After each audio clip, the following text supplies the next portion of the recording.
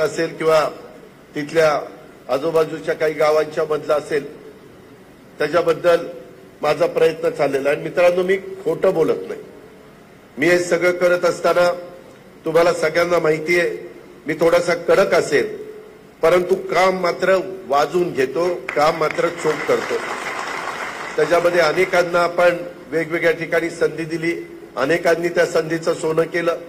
मला कार्यकर्त्यांना पदाधिकाऱ्यांना हे पण सांगायचं आहे या मेळाव्याचं लक्षामध्ये घेऊन की बाबांनो, हा सगळा बूथ मध्ये काम करणारा कार्यकर्ता आपला कणा आहे आणि त्याच्यामुळं कधी कधी एखाद्या गावामध्ये आम्हाला तक्रार येते की दादा तुमच्या आजूबाजूला बसणारे आम्हाला मदत करत नाही, वेगवेगळ्या पद्धतीनं। ठीक आहे, प्रत्येकाचं जे काही वागणं बोलणं चालणं असतं ते सगळ्याला आवडेलच असा माझा दावा अजिबात नाही। मी देखील जशा पद्धतीनं काम करतोय त्याच्यावर सगळ्यांचा समाधानी असतील असा मी मानणारा कार्यकर्ता नाही, पण जेवढं समाधान आपल्या लोकांना देता येईल तेवढं त्या ठिकाणी द्यायचं। आणि हे सगळं करत असताना त्याच्यातून अनेक आत्ताच्या काळामध्ये प्रश्न निर्माण झाले। इथं ज्ञानेश्वर कवले आणि बाकीचे काही जिरायत भागातले शौकत आणि बाकीचे इतर भरत वगैरे मला मगाशी पाहायला मिळाले। अनेक माझ्या जिरायत भागातले लोक आहेत, ते जनाई सिरसाई पुरंदरचा अडचण आली त्याच्यामध्ये काही जण उपोषणाला बसले। मी माझ्या परीनं त्याच्यात लक्ष घातलं, परंतु आता सुदैवाने तुमच्यामुळे मी 5व्यांदा राज्याचा उपमुख्यमंत्री म्हणून काम करतोय।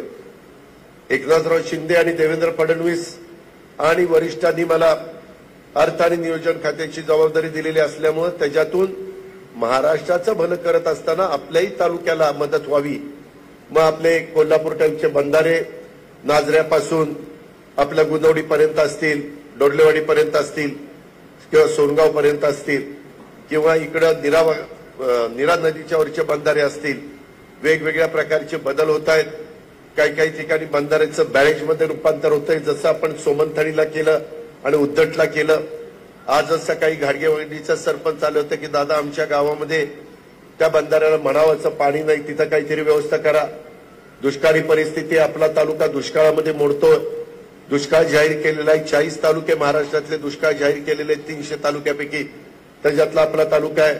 तरी आहे ते पाणी जनाईचं, शिरसाईचं, पुरंदरचं, नीरा डाव्या कालव्याचं कसं देता येईल, त्याच्यातून नदीचे पण बंधाऱ्याला बऱ्याच पाण्याची कमतरता होती ती कशी भरून काढता येईल, अशा अनेक गोष्टी। अनेकदा केशवरावांचे, पुरुषोत्तमदादांचे, प्रशांतचे फोन येत असतात। मी जरी सतत बारामतीमध्ये येत नसलो तरी देखील आपले कारखाने कसे चाललेत, काय अडचण आहे, वेगवेगळ्या प्रकारचे प्रश्न असतात, लोक अपेक्षा वेगळ्या असतात। दूध संघ असेल, खरेदी विक्री संघ असेल, मार्केट कमिटी असेल किंवा बारामती बँक असेल, आता बारामती नगरपालिका जिल्हा परिषद पंचायत समिती नाहीये, तिथं पण लवकर निवडणुका व्हाव्यात, परंतु सुप्रीम कोर्टात मॅटर असल्यामुळं तिथला अजून जोपर्यंत निकाल लागत नाही तोपर्यंत आपल्याला निवडणुका घेता येत नाही। त्याच्यावर कार्यकर्त्यांची थोडीशी एक नाराजी आहे की बाबा आम्हाला संधी कशी मिळणार, त्यांच्यामध्ये अस्वस्थता आहे, नाराजी म्हणण्यापेक्षा अस्वस्थता आहे आणि त्याच्यातून तो काम करण्याचा प्रयत्न करतोय। त्यालाही पुढे यायचंय, महिलेलाही पुढे यायचंय। ह्या सगळ्या गोष्टी होत असताना मी मगाशी सांगितलं त्या पद्धतीनं आम्ही सगळ्यांनी पत्र दिलं, आम्ही सगळ्यांनी भेटलो, आम्ही सगळे तास 2 तास घरी गेलो, तरी सांगितलं वरिष्ठांनी आता करू करू करू, परंतु काही होईना। शेवटी 2 जुलैला आम्ही सगळ्यांनी तो निर्णय घेतला। त्या निर्णयामध्ये अनेक जण होते, परंतु नंतर काही थोडेसे मागे थांबले।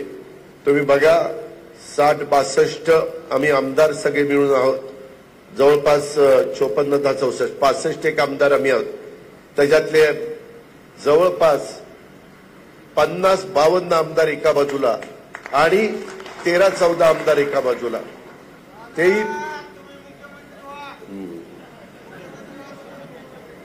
तो चंद्रावर जाण मला मुख्यमंत्री व्हायला सांग, ठीक आहे, हरकत नाही। मित्रांनो, होय बाबा, होय होय, त्याच्यामध्ये माझं एवढंच म्हणणं आहे की हे सगळं करत असताना आम्ही शेवटी जसा वरिष्ठांनी पक्ष स्थापन केला त्याच्यामध्ये संगमाजी होते, तारिक अनवर होते, पदमसिंह पाटील होते, विजयदादा होते, मधुकरराव पिचड होते, आपले भुजबळ साहेब होते, ते तर त्यावेळेस पक्षाचे अध्यक्ष राज्याचे होते. सगळ्यांनी प्रयत्न केला, आपण पण सगळ्यांनी जीवाचं रान केलं. घड्याळ सर्व दूरपर्यंत गेल्या 25 वर्षामध्ये पोहोचवलं, झेंडा पोहोचवला, आपल्या पक्षाची भूमिका पोहोचवली. शेतकऱ्यांचे प्रश्न ज्या ज्या वेळेस तडफेने मांडायला पाहिजे होते तेच मांडण्याचा आपण प्रयत्न त्या बाबतीमध्ये केला. दुधाचा व्यवसाय अडचणीत आला, त्यांना 5 रुपये डायरेक्ट डीबीटीवर देण्याचा निर्णय आपण घेतला. कांदा उत्पादक अडचणीत आला, त्यांना 350 रुपये द्यायचा निर्णय घेतला. 1 रुपयामध्ये पीक कर्जाचं उतरांचं बाकी सगळे हजारो कोटी रुपये राज्य सरकार आणि केंद्र सरकारने घालायचा निर्णय घेतला. जसं मोदी साहेबांनी 6000 रुपये वर्षाला शेतकऱ्याला द्यायचं ठरवलं, आपण 6000 भर घातली, 12000 रुपये आता वर्षाला शेतकऱ्याला त्या ठिकाणी मिळत आहेत.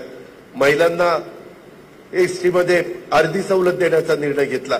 आता मुलींच्या बद्दल तुम्हाला आश्चर्य वाटेल, आता ठराविक घटकातल्या मुलींना ग्रॅज्युएटचं शिक्षण पूर्ण करण्याच्या करता सरकारी खर्चातनं मदत व्हायची. मात्र काही असा समाज आहे की तो सर्वसाधारणमध्ये मोडत असला तरी त्यांच्यामध्ये पण गरिबी आहे, आणि त्या गरिबाच्या पोटी जन्माला आलेली मुलगी जर असेल आणि तिला 12वीच्या नंतर आई वडिलांना तिला मेडिकलला, इंजिनिअरिंगला, सीएला कुठे तिला जायचंय तिथं जाईल, तिथं जर तिला पैसे नसतील तर आता राज्य सरकारने निर्णय घेतलेला इथून पुढे महाराष्ट्रातल्या 8 लाखापर्यंत उत्पन्न वार्षिक 8 लाखापर्यंत उत्पन्न असणाऱ्या आतमध्ये 8 लाखाच्या आत त्या सगळ्या मुलींना शिक्षण मोफत राज्य सरकारने केलेलं आहे. महिलांनो, 1000 कोटीच्या पेक्षा जास्त खर्च येणार आहे, पण आमची मुलगी शिकली पाहिजे. तिचा दोष नाही, तिनं कुणाच्या पोटी जन्माला यावं. शेवटी गरिबाच्या पोटी जन्माला आलेली असली तर तिच्या बुद्धिमत्तेला, तिच्या गुणवत्तेला आपण मान दिला पाहिजे, सन्मान दिला पाहिजे. अशा प्रकारचा क्रांतिकारी निर्णय आपण त्या ठिकाणी घेतलाय. त्याच्यात मुस्लिम समाजाच्या मुली असतील, बहुजन समाजाच्या मुली असतील, ओबीसी समाजाला 50% होतं, आता त्यांनाही 100% त्याच्यात झालं. माझ्या भटक्या समाजातल्या मुली असतील त्यांनाही त्या ठिकाणी झालं. हे कशा करता करतोय की नवीन पिढी पण चांगल्या प्रकारे दर्जेदार शिक्षण घेता आलं पाहिजे.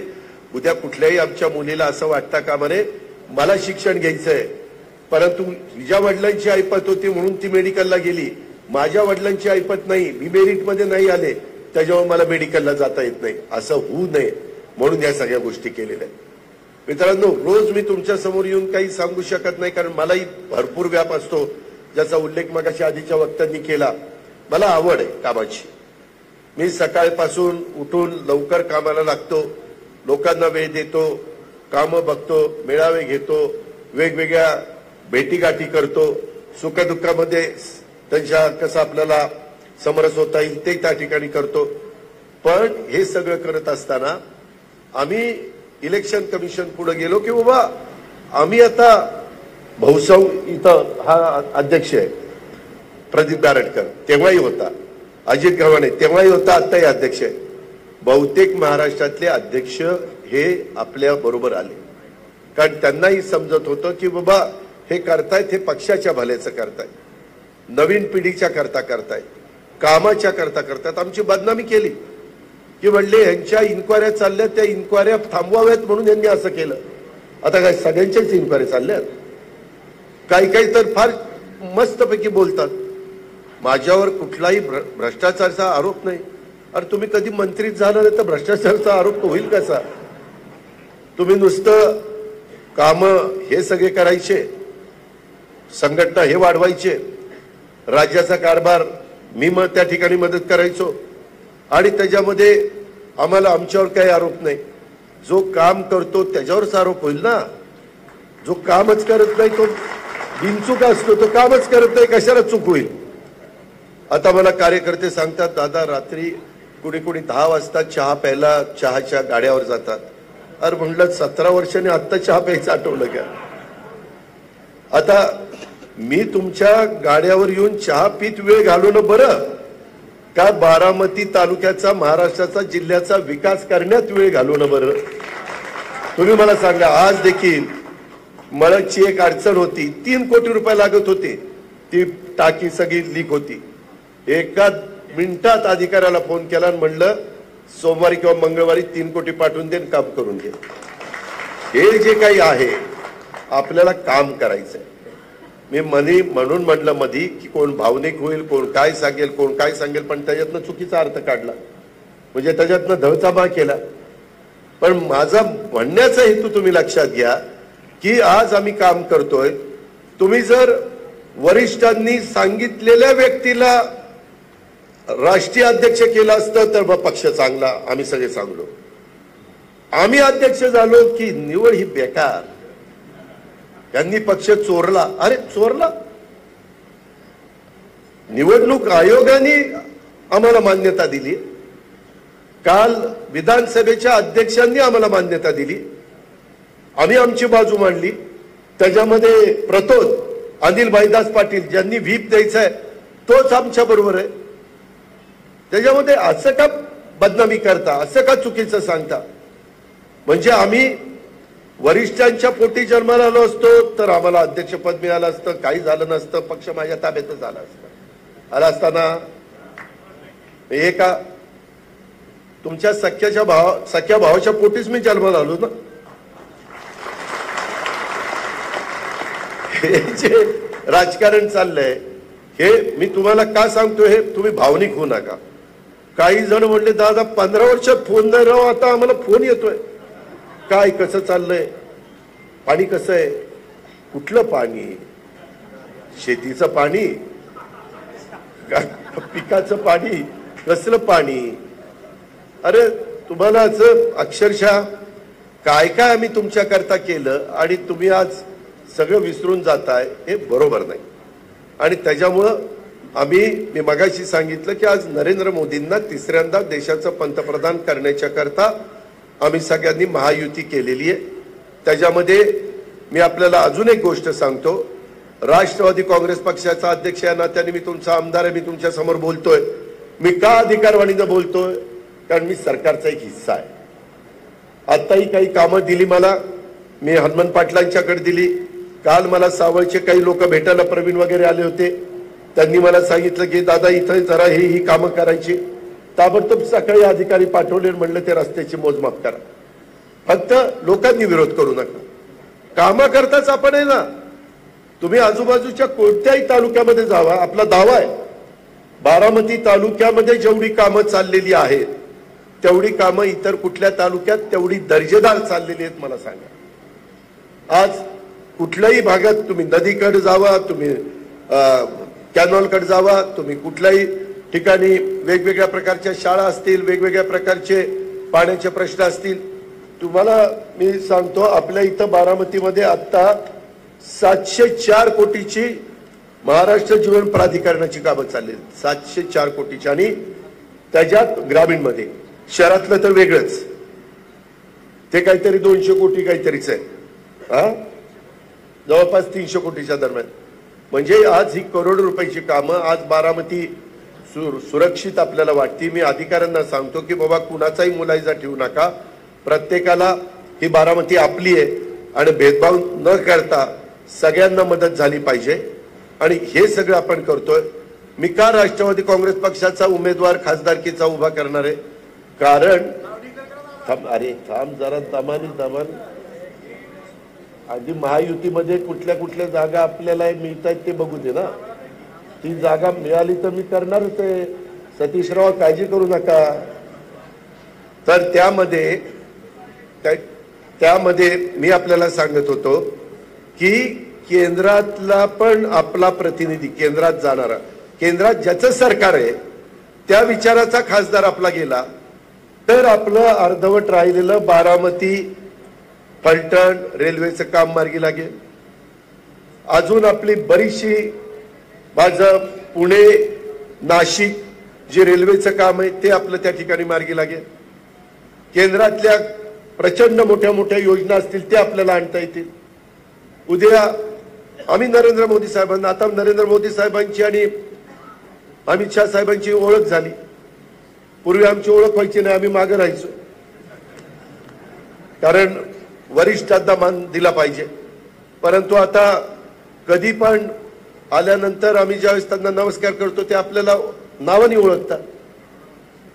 त्याच्यामध्ये उद्या मी त्यांना सांगितलं की साहेब, आता तुम्हाला पाठिंबा देणारा खासदार आम्ही बारामती लोकसभा मतदारसंघातून आणला, हे काम आमच्याकरता झालं पाहिजे, त्याच्यामध्ये झालं पाहिजे, तर ते करणार ना सत्ताधारी. जसं आज माझ्याकडे आमदार येतात, शिवसेना म्हणजे शिंदे साहेबांच्याकडचे आमदार येतात, भाजपचे आमदार येतात, राष्ट्रवादीचे आमदार येतात, किंवा अपक्ष देवेंद्र भोयार असतील, संजय मामा असेल, ते येतात. आपण त्यांना मदत करतो.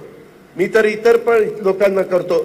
मी काही विकास कामामध्ये फार भेदभाव करणारा कार्यकर्ता नाहीये, आणि त्याच्यातून ही सगळी कामं व्हावी. त्याच्यामुळे आपण कुठलाही पक्ष चोरलेलं बदललेलं नाहीये. आपण ज्या पक्षात पूर्वीपासून होतो तोच, कालही आम्ही राष्ट्रवादीत होतो, आजही आम्ही राष्ट्रवादीत आहोत, आणि उद्याही आम्ही राष्ट्रवादीतच राहणार आहोत. त्याच्यामुळं कारण नसताना काहीतरी एक भावनिक मुद्दा करण्याचा प्रयत्न करतात, किंवा हे असं झालं तसं झालं, असं नाही. आपल्याला आपल्या बारामतीचा विकासच करायचा आहे, आपल्या जिल्ह्याचा विकास करायचा आहे, महाराष्ट्राचा विकास करायचा आहे. आपल्याला जगामध्ये भारताचा नावलौकिक वाढवायचा आहे. त्याच्यामध्ये जसं आज जगामध्ये आपली 5 नंबरला अर्थव्यवस्था आलेली आहे, ती पहिल्या 3 मध्ये आपल्याला आणायची. 2028 साली आपल्याला $5 ट्रिलियन पर्यंत जायचंय. त्यावेळेस महाराष्ट्राला $1 ट्रिलियन पर्यंत आपल्याला आणायचंय. मोठे मोठे गुंतवणूक उद्योजक, परदेशी गुंतवणूक, परराज्यातली गुंतवणूक हे होण्याच्या करता जे इन्फ्रास्ट्रक्चर असेल, ते इन्फ्रास्ट्रक्चर आपल्याला इंदापूर, दौंड, बारामती, पुरंदर ह्या सगळ्या भागामध्ये, भोरवेल्ला, मुळशी या भागामध्ये निर्माण करायचंय. आणि तेवढी आपली क्षमता आहे, तेवढी आपली ताकद आहे, तेवढा आपला आवाका आहे. तेवढं वरवर आपण राजकारण करत नाही, नुसत्या सेल्फी काढत आपण फिरत नाही. आपण त्याच्या संदर्भामध्ये कामच करून त्या बाबतीमध्ये दाखवतो. आज जी काही कामं चालली, मी तर नेहमी तुम्हाला म्हणत असतो, कधी काही कामं आपली रेंगाळलीत काही अडचणीमुळं, जसं जुन्या भाजी मंडईचं काम रेंगाळलं, परंतु आता त्याला गती आलेली आहे. वेगवेगळ्या प्रकारची वेगवेगळी कामं आहेत. आता काहींना बाईट घेतात, आपल्यातले काही कार्यकर्ते बाईट द्यायला घाबरतात. तर परवा मी एक बाईट बघितली, काळूराम चौधरी आहे ना, त्याची बाईट घेतली. आता काळूराम चौधरीचे हयात मला विरोध करण्यातच गेली की नाही. त्यानं सांगितलं अजित पवारच्या बरोबर कॉन्ट्रॅक्टर असतात, मलई खाणारे असतात. आता ही काही मलई खाणारी आहेत, ही माझी नाही आहेत. आणि मी सकाळी तिथं जाताना ज्या साईटवर जाईल, उद्या आता हे झगड्यांचं कार्यालय, उद्याच्याला हे कार्यालयाचं बांधकाम जो कॉन्ट्रॅक्टर करणार, मी अधिकाऱ्यांना सांगणार ना त्याला हजर ठेवा तिथं. नाही तर मी अधिकाऱ्यांना बोलून काय उपयोग आहे. त्यांनी पण ऐकलं पाहिजे अजित पवारांचं काय म्हणणं आहे. जे काही कॅनॉलचे काम बघताना जो कॉन्ट्रॅक्टर आहे तो तिथं पाहिजे. काही जण म्हणतात अजित पवारला कॉन्ट्रॅक्टर लागतात. अरे काम करून घ्यायला कॉन्ट्रॅक्टर लागतात, दुसऱ्या कुठल्या गोष्टीला कॉन्ट्रॅक्टर लागत नाही. दुसऱ्या गोष्टीला कॉन्ट्रॅक्टर ज्याला लागतात ते डायरेक्ट कॉन्ट्रॅक्टरला घरी बोलवतात आणि फिक्सिंग करून टाकतात. मी तर लोकांच्या समोर त्या कॉन्ट्रॅक्टरला देतो आणि काम करून घेतो. मी आज देखील रिमांड होमच्या इथं, तुम्ही अधिकाऱ्यांना विचारा, ते काम माझं खराब मला दिसलं, मी म्हटलं अजिबात नाही, मी अधिकाऱ्याचं ऐकणार नाही आणि कॉन्ट्रॅक्टरचं ऐकणार नाही, ह्याला काय यादीमध्ये टाकेल. आपण काम झालं पाहिजे. उद्या तुम्हालाही फिरत असताना, पाहत असताना एक आवडलं पाहिजे की खरंच काम हे केलेलं आहे, जीव ओतून काम केलंय, ती आपली भूमिका आहे. याही गोष्टीचा विचार आपण सर्व सहकारी मित्रांनी केला पाहिजे. आणि माझं तुम्हाला सांगणं आहे की मनात कोणताही संभ्रम हा अजिबात तुमच्या ठिकाणी राहता कामा नये. त्यामध्ये अजून पण काहींना नाही ही एकच होतील राव, हे आपल्यालाच बनवतायत का काय कुणाला माहिती. तसं काही नाही. आता क्लिअर आम्ही सांगून पण ऐकलं जात नाही. मी बारामतीकरांना दुसरं एक सांगतो, आता घरातले वरिष्ठ ते एकमेव आहेत, दुसरे म्हणजे आहेत परंतु ते पुण्यात असतात. त्याच्यामुळं मी आणि माझा परिवार सोडला तर कदाचित बाकीचे सगळे माझ्या विरोधामध्ये प्रचार करतील. एक मिनिट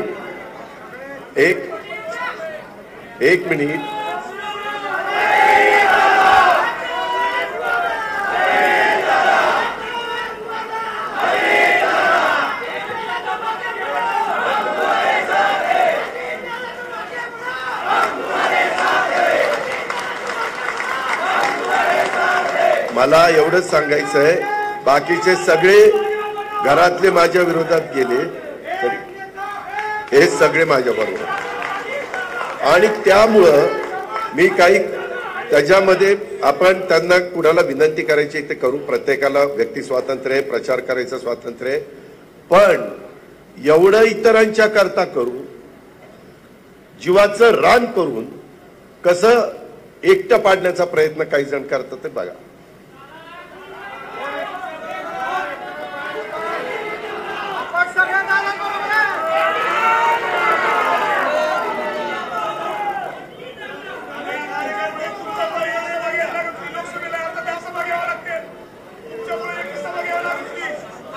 आता अरे थांब ना बाबा, आता मला सांगायचंय की अवघ्या काही दिवसात मित्रांनो, अवघ्या काही दिवसामध्ये लोकसभेची निवडणूक जाहीर होईल. माझा अंदाज आहे साधारण मार्चच्या पहिल्या आठवड्यामध्ये ती निवड म्हणजे आचारसंहिता लागू डिक्लेअर केली जाईल. मी 2 मार्चला पुणे विभागाचा नमो रोजगार मेळावा हा 5 जिल्ह्याचा बारामतीमध्ये ठेवलेला आहे.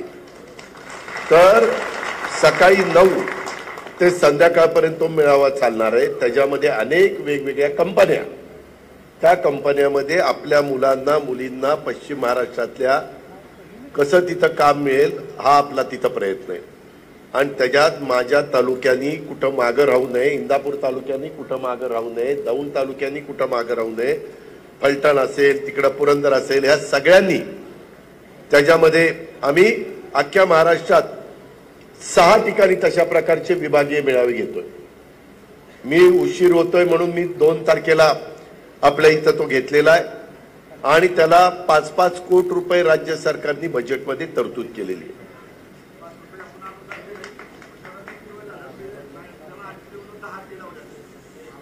ते सोमनाथराव ते छोटं काम आहे माझ्या दृष्टीनं, मी करून देतो. तुमचे टाकलेल्या निर्मळ जे दूध घातलेलं आहे त्याचे 5 रुपयाप्रमाणे शेतकऱ्याला पैसे मिळतील, हा माझा शब्द आहे. त्याच्यामुळं आणि त्याचा आचारसंहितेचा संबंध नाही, कारण आचारसंहिता सुरू व्हायच्या आधी ते डिक्लेअर केलेलं आहे, तरतूद केलेली आहे. त्याच्यावर तसं काही काळजी करू नका. एक अरे थांबा रे बाबा, मला एक सांगायचं आहे. त्याच्यामुळं आज काय झालंय, इतक्या आधी आपण नेहमीच सगळ्यांनी मिळून आपले बूथ वाईज कमिट्या व्यवस्थित केलेल्या आहेत. तो डाटा सगळा राष्ट्रवादीच्या ऑफिसमध्ये होता. आता त्या डाटाचे नंबर घेऊन सगळ्यांना तुम्हाला संपर्क साधले जात आहे आपल्या विरोधी पक्षाच्याकडनं. आणि त्यामध्ये माझी तुम्हाला विनंती आहे, मला इतकं काम आहे, महाराष्ट्राचं आहे, पुणे जिल्ह्याचा पालकमंत्री म्हणून आहे, बारामतीचा आहे, मला काही रोज तुम्हाला फोन करता येणार नाही.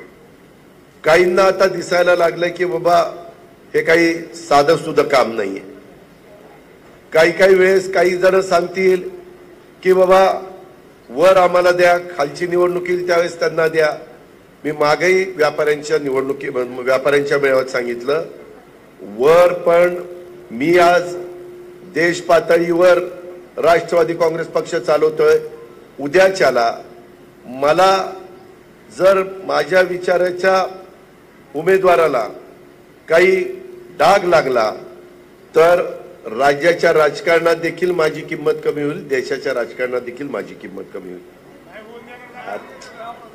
अरे मी सांगतो रे. त्यामुळं बूथ मध्ये काम करणाऱ्यांनी, सगळ्या महिला सदस्य, पुरुष सदस्य, युवक सदस्य, सगळ्यांना माझी विनंती आहे, जे आपल्या संस्थांचे पदाधिकारी आहेत त्यांनी पण त्या ठिकाणी बाहेर पडलं पाहिजे. त्यांचे पाहुणे रावळे काय असतील त्यांना भेटून समजावून सांगून आपल्याला उद्याच्या काळामध्ये देशात एनडीएचं सरकार आणायचं आणि त्या सरकारच्या माध्यमातून आपल्या लोकसभा मतदारसंघाचा, आपल्या महाराष्ट्राचा हा विकास करून घ्यायचा आहे, कायापालट करून घ्यायचा आहे. त्याकरता नुसता माणूस व्यक्ती निवडून देऊन काम न करता नुसतं पार्लमेंटमध्ये भाषण केल्यावर प्रश्न सुटत नाही. पार्लमेंटमध्ये भाषण करून मी आता जर इथं न येता मी मुंबईमध्ये बसून भाषण करून उत्तम संसदपटू म्हणून किताब मिळवला असता आणि इथं काम बघितलीच नसती तर काम झाली असती. आज सकाळी पण मी जातो त्यावेळेस मला अनेक आया बहिणी त्या ठिकाणी शुभेच्छा देत असतात, पुरुष मंडळी शुभेच्छा देत असतात. त्यांच्या काही तक्रारी असतील तर त्याही मी ऐकून घेत असतो. आजच काहींनी काही तक्रार केली तर मी लगेच अधिकाऱ्यांना सांगितलं की त्यांच्या तक्रारीमध्ये तथ्य आहे ते करून टाका. आज माझ्या तांदूळवाडीची लोक आली होती, त्यांचा तिथं काहीतरी प्रॉब्लेम आला होता. तांदूळवाडीचीच होती ना, तिथं काही प्रॉब्लेम आला होता. त्याच्यात माझं नाव सांगितलं की दादांनी पत्र दिलं आणि त्याच्यावर इथं आता 2 रस्ते होणार आहेत. मी ते बघितलं, ते तिथल्या स्थानिकांच्यावर अन्यायकारक होतं. मी ताबडतोब सांगितले अजिबात करायचं नाही, कुणाला त्रास होईल अशा पद्धतीचं कुठलंही काम आपल्याला करायचं नाही. मित्रांनो, मी पुन्हा तुम्हाला दाव्याने सांगेन, तुमची साथ आहे, तुमची साथ आहे, तुमचा पाठिंबा आहे, तुमची एकजूट आहे. तोपर्यंत माझं काम अशाच तडफेने चालत राहील. तुम्ही त्याच्याबद्दल काळजीच करू नका. पण काही गावामध्ये 2 ग्रुप असतात. मी इतके दिवस 2 ग्रुप असले तरी ज्याचा सरपंच होईल त्याला मदत करायचो, त्याच्या विचाराचा ग्रामसेवक द्यायचो, सोसायटी ज्याची येईल त्याच्या विचाराचा सचिव त्या ठिकाणी चंद्रराव मी द्यायचो, किंवा कुणी पण असं असेल तर बाबा काम करताना सभापती असेल तर सभापतीच्या विचाराचा व्हिडिओ द्यायचो. का तर कामं झाली पाहिजे. कामं करणं हे महत्वाचं आहे आणि त्या पद्धतीनं आपल्या सगळ्यांचं काम चाललेलं आहे. मी पुन्हा सांगतो की काही जण थोडंसं भावनिक करण्याचा प्रयत्न करतील. भावनिकनी रोजीरोटीचा प्रश्न सुटत नाही. भावनिक होऊन कामं होत नाही. कामं तडफेनीच करावी लागतात, जोरकसपणे करावी लागतात.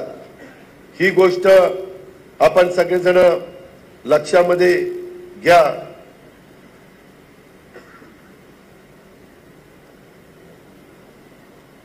त्याच्यामध्ये अनेक ब्रिजेसचे पण कामं चालली, अनेक कामं चालली, तुम्ही सगळेजण बघताय.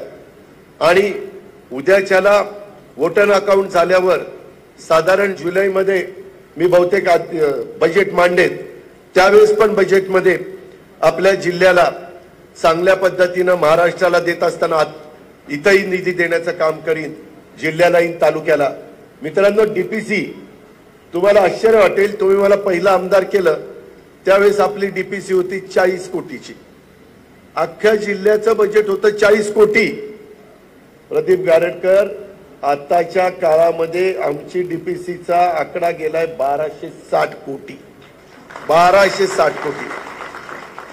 म्हणजे जिथं जिथं आपल्याला वेगवेगळ्या प्रकारची विकासाची कामं करण्याच्या करता निधी देता येईल ते निधी देण्याचा आता 25-15चं पण लवकरच मी करतोय. माझी एवढीच तुम्हाला विनंती, कामं दर्जेदार झाली पाहिजे. तुम्हालाही समाधान वाटलं पाहिजे की नाही हे काम आपण सरपंच असताना, आपण उपसरपंच असताना झालं, काम चांगलं झालंय. अशा पद्धतीनं तुमचा सगळ्यांचा प्रयत्न असला पाहिजे. मी मगाशी तुम्हाला सांगितलं की बूथचा मेळावा घेण्यामागचं कारण की ही निवडणूक आपल्यासाठी अत्यंत महत्वाची अशा प्रकारची निवडणूक आहे. या निवडणुकीमध्ये आपल्याला प्रत्येकाला पूर्ण ताकदीनं उतरायचंय. त्यात बूथ कमिटीचं काम हे बाबांनो अत्यंत महत्वाचं असणार आहे, अत्यंत महत्वाचं. माझी तर सगळ्या पदाधिकाऱ्यांना सांगायचं की जी बूथ कमिटी असेल त्यांचे प्रत्येकाचे मोबाईल नंबर असले पाहिजेत आणि ज्याला जमणार नाही त्यांनी सांगितलं तरी चालेल की दादा आम्हाला जमत नाही, आम्ही अमुक अमुक पद्धतीनं काम करणार आहे. माझा काही त्यांना आग्रह नाहीये, मी विनंती करणार. शेवटी प्रत्येक जण स्वतंत्र विचाराचा आहे. बाबासाहेब आंबेडकरांनीच घटनेच्या माध्यमातून आपल्याला सगळ्यांना संविधानाच्या माध्यमातून तो अधिकार दिलेला आहे. त्याच्यामुळं आपल्याला फार जागरूकतेनं हे काम करावं लागणार आहे. आणि आपला बूथवरला जो सदस्य आहे, जी तुमची कमिटी आहे, त्याच्या डोळ्यात तेल घालून तुम्हाला पण काम करायचंय. ज्या पद्धतीनं तुम्ही मागच्या वेळेस विधानसभेच्या निवडणुकीमध्ये विक्रमी मतांनी मला निवडून दिलं, त्याच प्रकारे या लोकसभेमध्ये देखील आपला उमेदवार जो अधिकृत आहे त्याला तेवढ्याच विक्रमी मतांनी आपण बारामतीतनं लीड त्या ठिकाणी दिलं पाहिजे. मी इंदापूरचं, दौंडचं, बोरवेला, मुळशी, खडकवासला, पुरंदर तिथं जाऊन मला तिथं काय भूमिका मांडायची ती मांडीन. परंतु या बूथ कमिट्यामध्ये काम करणाऱ्या प्रत्येक पदाधिकाऱ्यांनी कार्यकर्त्यांनी आपली जबाबदारी यशस्वीपणे पार पाडायची आहे। त्यात कोणत्याही प्रकारची कसूर चालणार नाही। आजपासून नाही तर आत्तापासूनच तुम्ही सगळ्यांनी तुमच्या बूथ मध्ये साधारण किती मतदार आहेत त्याच्यामध्ये 40-40, 50-50 मतदार एकेका बूथ मधल्या सदस्याला द्यायचं आणि त्याला सांगायचं की ह्याच्यावर लक्ष ठेवायचं काम तुम्ही त्या बाबतीमध्ये करा आणि तशा पद्धतीने ते काम तो करत राहील। पन्ना प्रमुख देखील नेमायचा आहे। त्याच्यामध्ये आपल्या तालुक्यातल्या प्रत्येक गाव निहाय वॉर्ड निहाय मतदार याद्या तयार आहे करायच्यात। आता आपल्याला पक्षामुळे मतदार यादी त्या मिळेलच। त्या मतदार याद्यांमुळे प्रत्येकाला प्रत्येक पानाला एक पन्ना प्रमुख हा नेमला गेला पाहिजे। त्या पन्ना प्रमुखावर त्या पानावर असलेल्या मतदारांच्या पर्यंत पोहोचण्याची आणि आपल्या पक्षाची भूमिका त्यांच्या समोर मांडायची। त्या प्रत्येक मतदाराला मतदान केंद्र आणण्याची जबाबदारी ही देखील आपण घेणार आहोत। हे काम आपण आजपासूनच केलं पाहिजे। कुठल्याही पद्धतीनं गाफील राहू नका अशी माझी विनंती आहे। प्रत्येक मतदाराच्या पर्यंत पोहोचण्याचं काम तुम्ही सगळ्यांनी करा। हे करत असताना घटक पक्ष आपल्या बरोबर आहे। भाजप हा आपला घटक पक्ष आहे। शिवसेना शिंदे साहेबांची हा आपला घटक पक्ष आहे। आरपीआय आठवले साहेबांचा हा आपला घटक पक्ष आहे। त्याच्यामुळं वेगवेगळ्या ठिकाणी अजून निवडणुकीपर्यंत जाहीर होईपर्यंत इतर पण काही राजकीय पक्ष एनडीए मध्ये आले तर त्याची माहिती मी तुम्हाला दिलच। पण ह्या सगळ्या घटक पक्षांना देखील आपल्याला विश्वासात घ्यायचं आहे। त्याच्यामध्ये कुठल्याही परिस्थितीत त्यांना आपल्याला काहीतरी वेगळी वागणूक दिली जाते अशा प्रकारची भावना तिथं होता कामा नये। जे बूथ प्रमुख आहेत जे पन्ना प्रमुख आहेत त्यांनी सर्वांनी आपापल्या घरातल्यांशी आणि आपल्या नातेवाईकांशी आपल्या मित्रमंडळींशी सुद्धा सतत बोलत राहिलं पाहिजे। त्यांच्यापर्यंत पक्षाची भूमिका आपला उमेदवार पोहोचवतो का काय ते पाहिलं पाहिजे।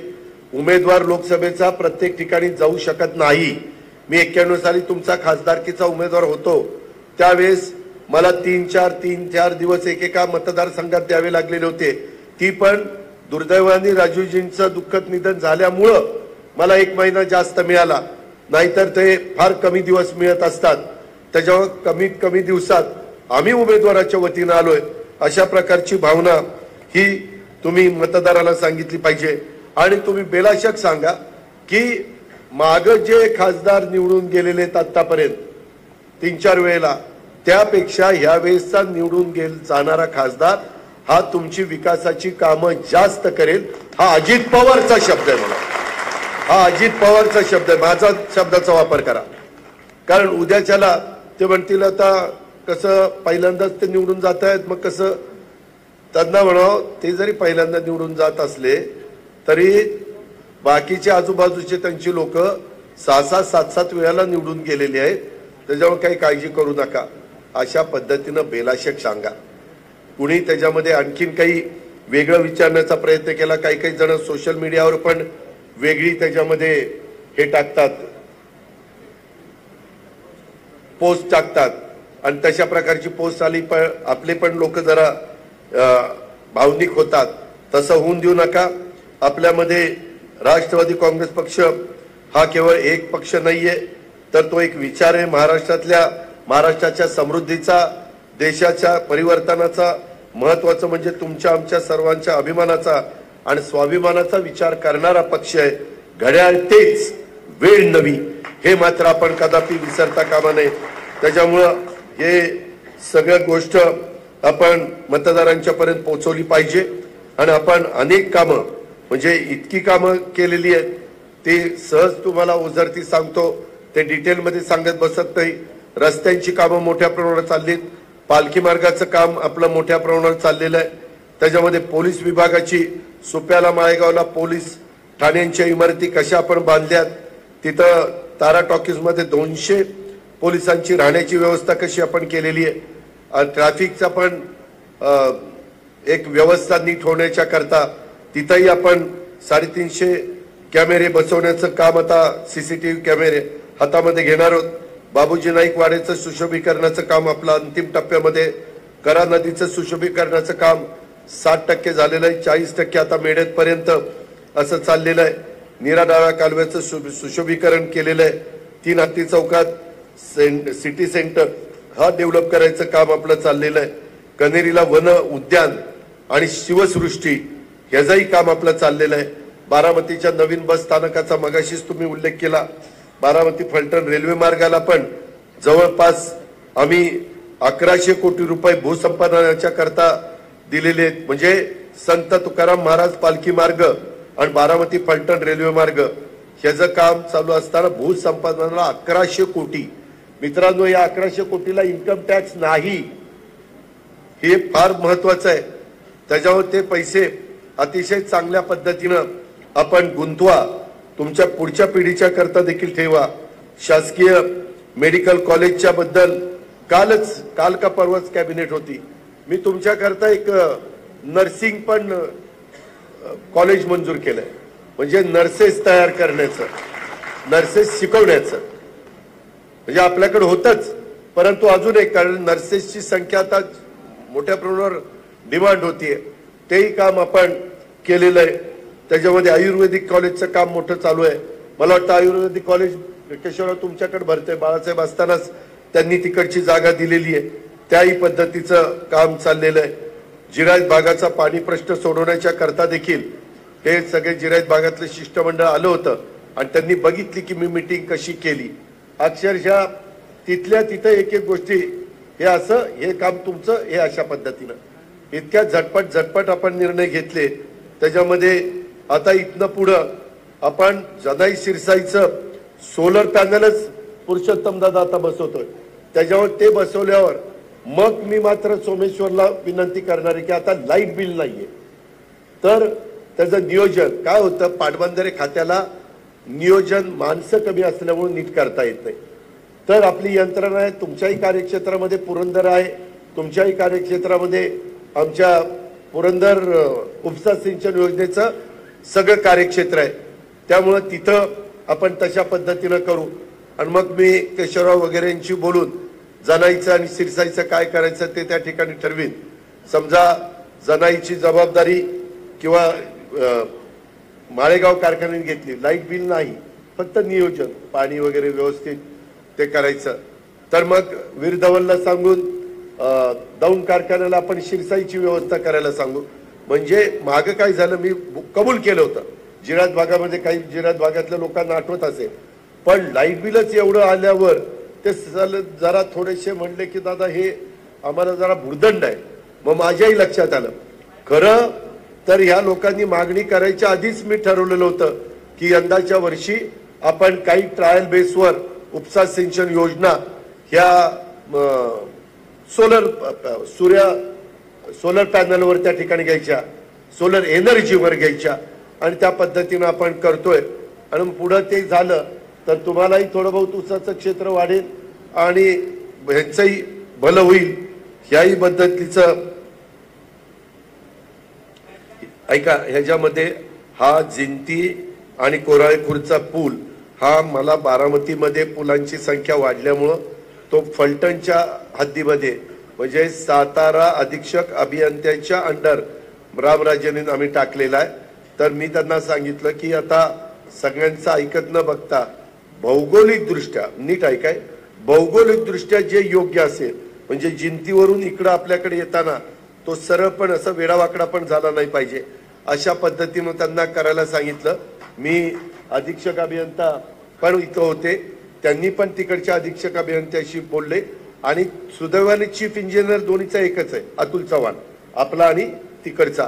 मी अतुलला पण सांगितलं की अतुल, ह्याच्यामध्ये 2 जण 2 ग्रुप इथं करा करतायत, ते ह्याच्यातच आपला वेळ चाललेला आहे. आणि तिथं तर आपल्या फलटण बारामतीकरांना अतिशय, जसं लाट्याचा पूल आपण चांगला केला तशा पद्धतीने ह्याही पुलाची गरज आहे. तर हे मी सांगितलेलं आहे. इतर पण आज आत्ता खूप निवेदन आली, त्याच्यातल्या काही निवेदनांचं मी निपटारा केलेला आहे, जे इथल्या इथं होण्यासारखी आहेत ती, आणि काहीचं मात्र मी मुंबईला किंवा पुण्याला त्या बाबतीमध्ये घेऊन जातोय. मी आपल्याला दुसरं एक सांगतोय की मी आतापर्यंत जेवढ्या बारामतीतनं निवडणुका लढवलेल्या आहेत राजकारणात आल्यानंतर त्या प्रत्येक निवडणुकी कधीच माझ्या एकट्याची निवडणूक झाली नाही. अनेकदा मी फॉर्म भरून जायचो आणि शेवटच्या सभेला यायचो, तुम्ही सगळेजण काम करायचा. माझ्या असंख्य जीवाभावाच्या कार्यकर्त्यांच्या खांद्यावर ही निवडणूक तुम्ही केली आणि आज मला या पदापर्यंत तुम्ही पोहोचवलेला आहे. त्यामुळे आज मी जो काही आहे तो तुम्हा सर्व जीवाभावाच्या कार्यकर्त्यांच्यामुळे आहे आणि त्याच्यामुळं तुम्ही काम केलंय त्या कामामुळं मी आज उपमुख्यमंत्री पदापर्यंत पोहोचलेलो आहे आणि राज्यात सर्वाधिक मताधिक्याने निवडून आलोय.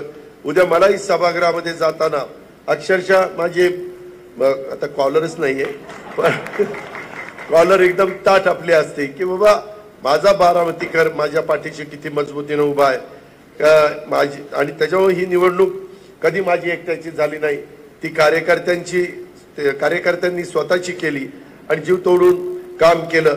त्याच पद्धतीनं आपल्याला याही वेळेस काम करायचंय आणि मला जाणीव आहे तुम्ही मला कुठेही अंतर त्या ठिकाणी देणार नाही.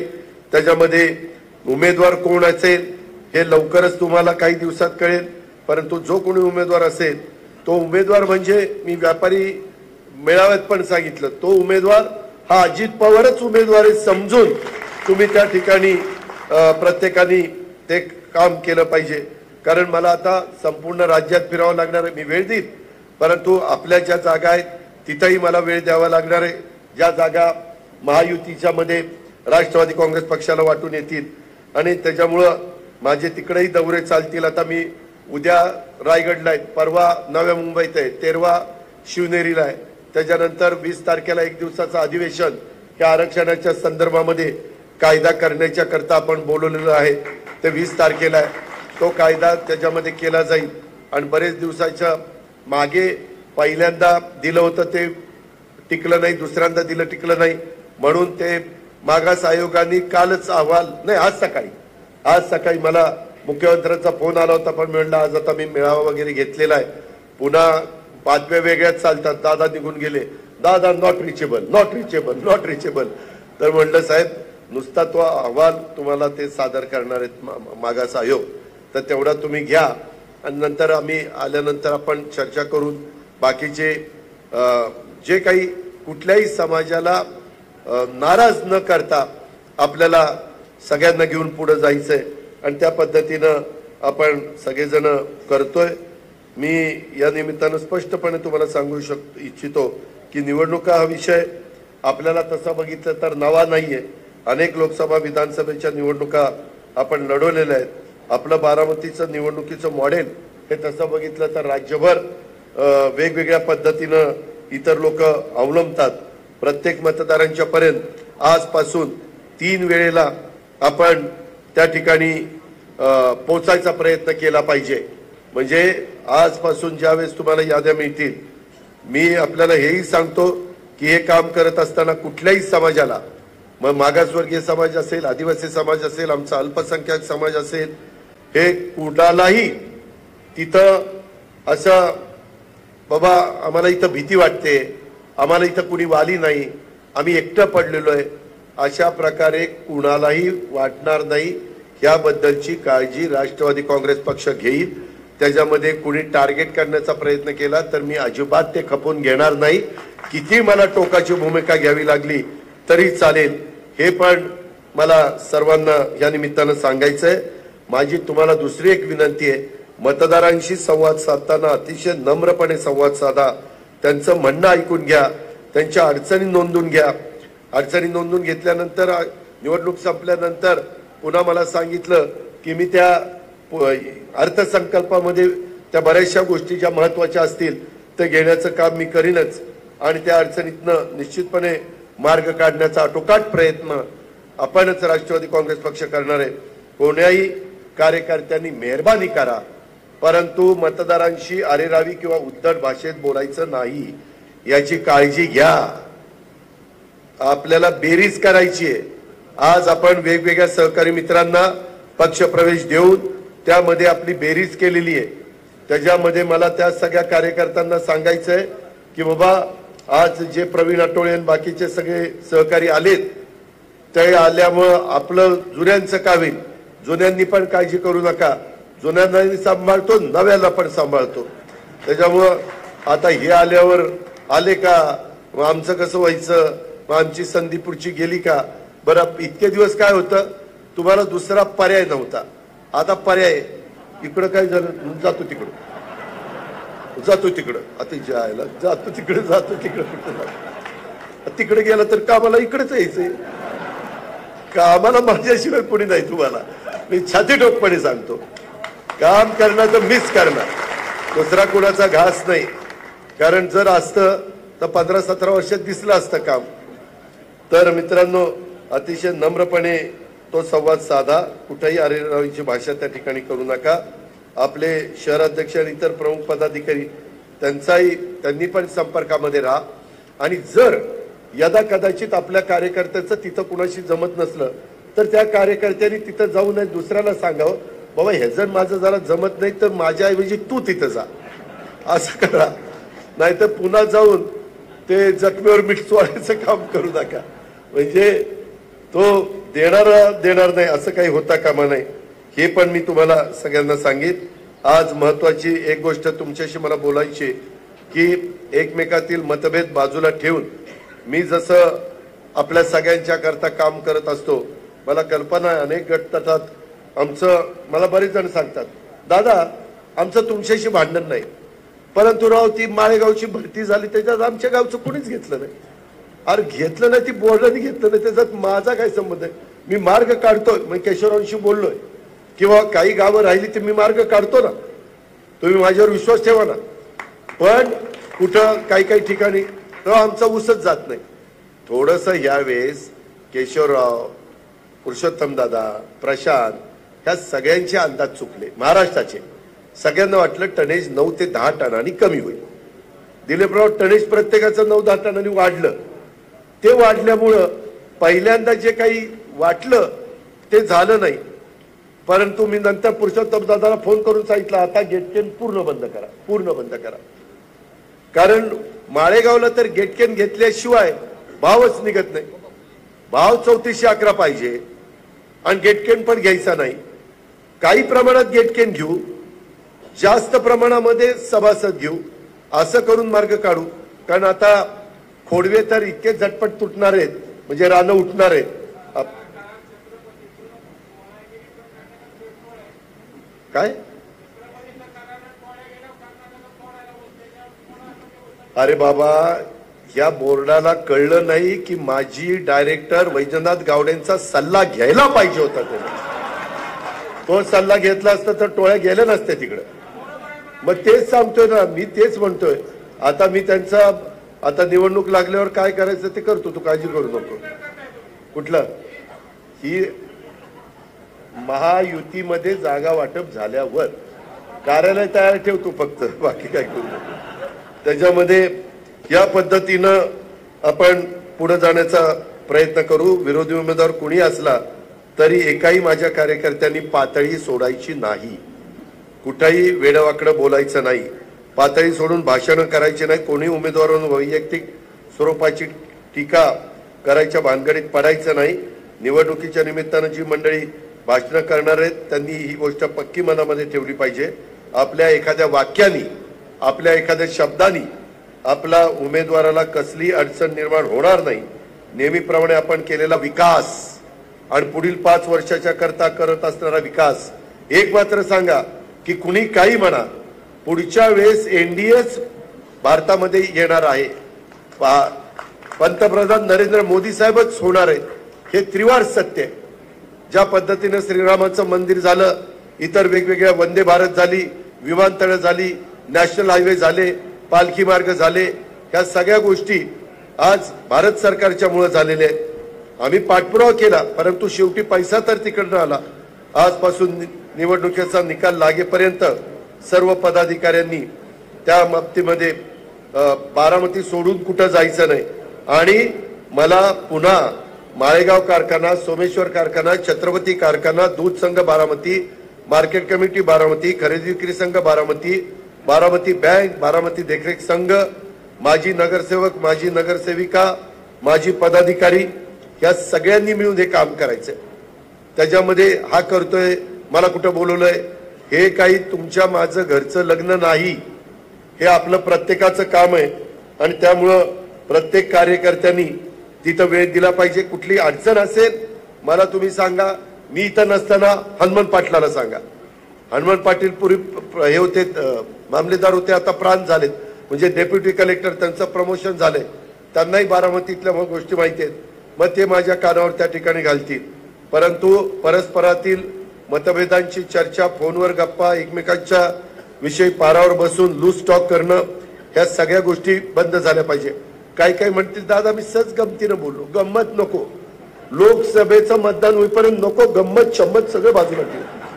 नाही तर दादा त्याचं काढायला मी असं बोललो.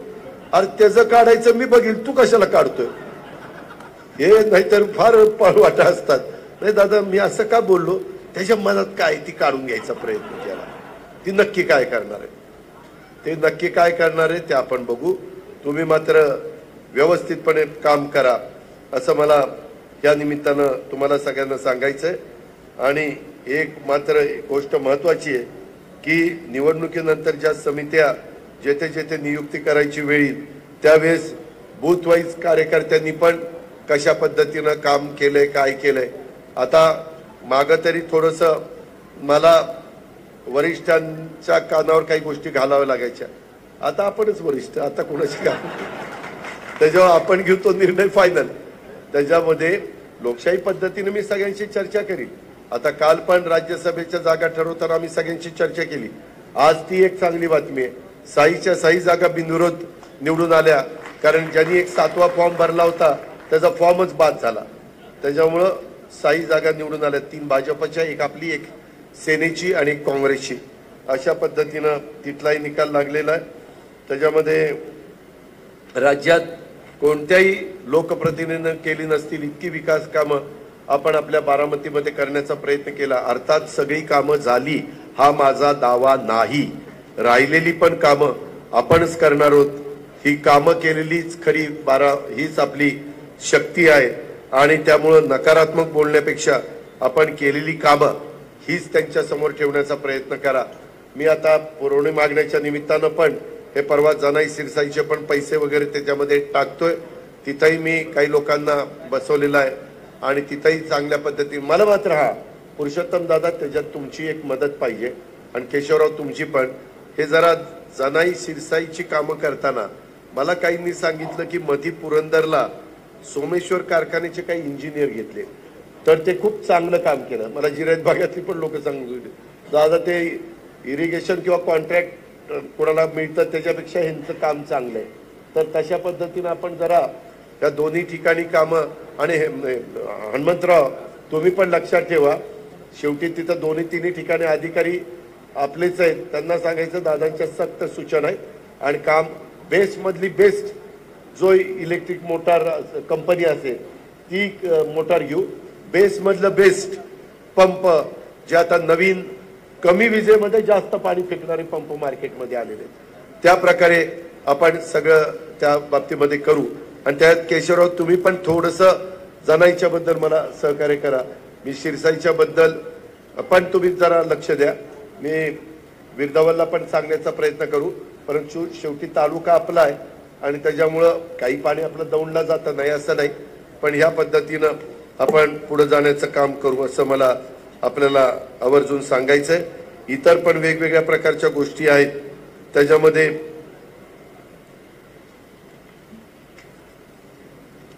मी आता काही 4 लेनची पण कामं करतोय, काही ती पण कामं घ्यायला सांगितलेले आहेत. बरेच दिवस मला बारामतीकर म्हणत होते दादा एक फलटण बारामती रोडकडनं इंदापूर बारामती रोडकडं एक असा रस्ता पलीकडनं काढा म्हणजे एक रिंग रोड बारामतीला होईल आणि त्याला नीटपणे भूसंपादनाचा मोबदला देईल. तो जरा काळवटीतनं रस्ता येईल परंतु तो रस्ता तिथं झाला 4 लेन की आजूबाजूच्या जमिनीच्या किमती वाढतात. खोटं नाही सांगत. आता बारामतीत कामं चाललीत ना, जिथं जिथं सुशोभीकरणाची कामं चाललीत, गार्डनची कामं चाललीत, काही वेगळी कामं विकासाची चाललीत, त्यामुळं तिथल्या बाजार भावाचा रेट 1000-2000 रुपये स्क्वेअर फीटनं वाढलाय. त्याच्यामुळं लोकांचं त्याच्यातनं भलंच होतं. ही गोष्ट देखील विसरता कामा नये. अशा पद्धतीनं माझी आपल्याला सगळ्यांना विनंती आहे आणि वेळ पण बराच झालेला आहे, परंतु माझी तुम्हाला पुन्हा विनंती आहे की बूथ वाईज दोन्ही डगरीवर हात ठेवण्याचा प्रयत्न करू नका. काय झालं आता? हा काय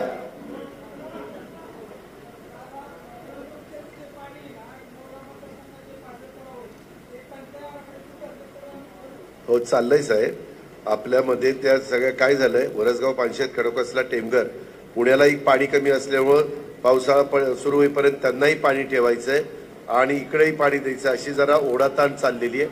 कारण तिथनं काही लाख लोक तिथं राहत आहेत, आपली पण महत्वाची लोक आहेत. अशा पद्धतीनं माझं नियोजन चाललेलं आहे. काय अक्षर तर काही वाचताच नव्हतं.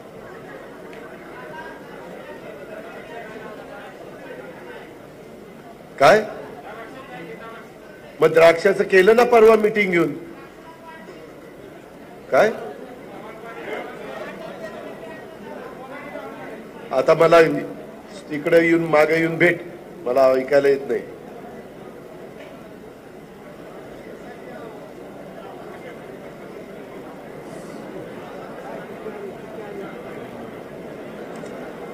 आपण सगळ्या गोष्टी केलेल्या आहेत, पुढे काय करावं तो त्यांचा अधिकार आहे. तर ह्या पद्धतीनं बूथ समित्यांनी आणि दुसरं बूथ कमिट्या करताना त्या मतदान केंद्रावर जो वेगवेगळा समाज आहे त्या सगळ्या समाजातला घटक मेंबर पाहिजे. थोडीशी संख्या वाढली तरी चालेल, त्याच्यात काही महिला घ्याव्या लागल्या तरी चालेल, काही महिला ऍक्टिव्ह आहेत तर त्याही त्याच्यामध्ये घ्या. 50 प्रमुख त्याच्याही बाबतीमध्ये या पद्धतीनं आपण करूया. माझी आपल्याला विनंती आहे की मधून अधून मी तुमच्याशी संपर्क साधण्याचा प्रयत्न करेन. कामं तर होतच राहतील, परंतु ही निवडणूक आपल्या दृष्टीने फार महत्वाची आहे. त्याच्यामध्ये कोणत्याही प्रकारे यश राष्ट्रवादी काँग्रेस पक्षाला मिळालं पाहिजे अशा प्रकारची विनंती करतो आणि आपण मोठ्या संख्येने इथं आल्याबद्दल आपलं मनापासून स्वागत करतो आणि आपली रजा घेतो. जय हिंद, जय महाराष्ट्र.